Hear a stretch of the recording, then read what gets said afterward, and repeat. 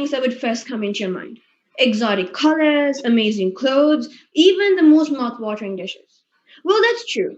But on the flip side, it also means death, rape, and mutilation for many. Welcome to two sides of the world. Good afternoon, Toastmasters and Gavaliers. Culture is Good something we afternoon. value and hold close to our heart. I mean, why not? This is something that has been growing up with us and it has been ingrained in our very soul from the time we were born. However, what do we do when our own culture is killing helpless, innocent people in our society? People who can't speak up for themselves. Harmful cultural practices such as child marriage, FGM, force feeding, and many more are committed all over the world. When I say all over, I'm talking India, Africa, Mozambique, Scotland, England, and even New York. All of those places.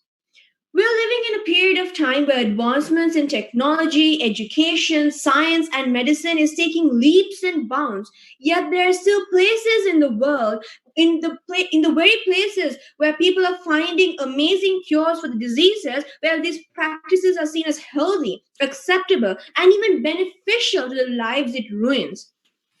Over 650 million girls and women as young as 11 and 12 are being forced into marriages with men four times their age. And over 200 million girls as young as 9 have undergone the pain of FGM.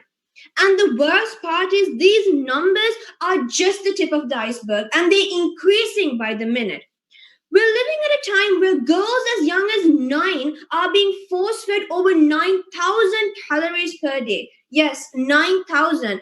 It causes them so much physical pain and psychological damage. Yet, it keeps continuing. All because of the pressure that their parents and their society puts on them because of their culture. A culture that should never be questioned. A tradition that should be upheld no matter what, without question.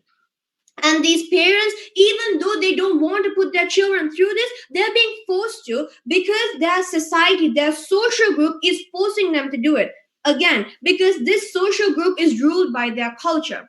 More than the fact that this affects them physically, not to mention the psychological damage, we're ripping girls away from their lives and dreams. These harmful practices that are robbing them of their childhood, denying them of a right to their future, and everything. You might be wondering why I said we before.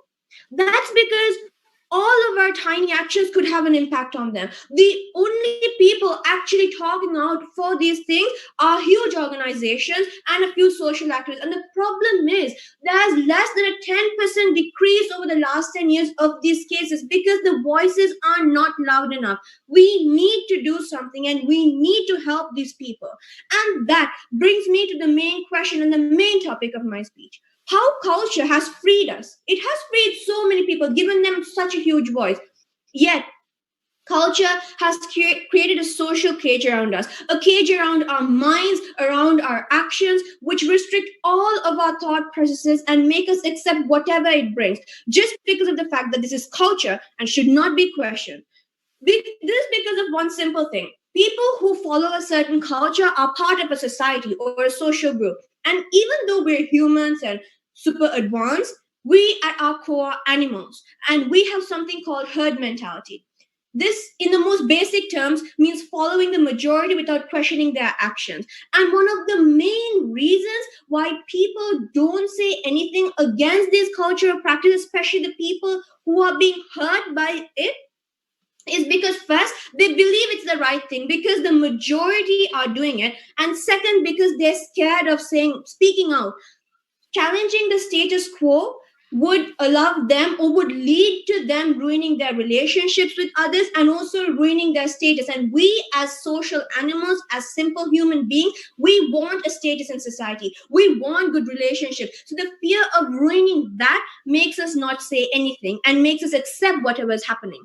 This brings me to my point of why I kept repeating we earlier.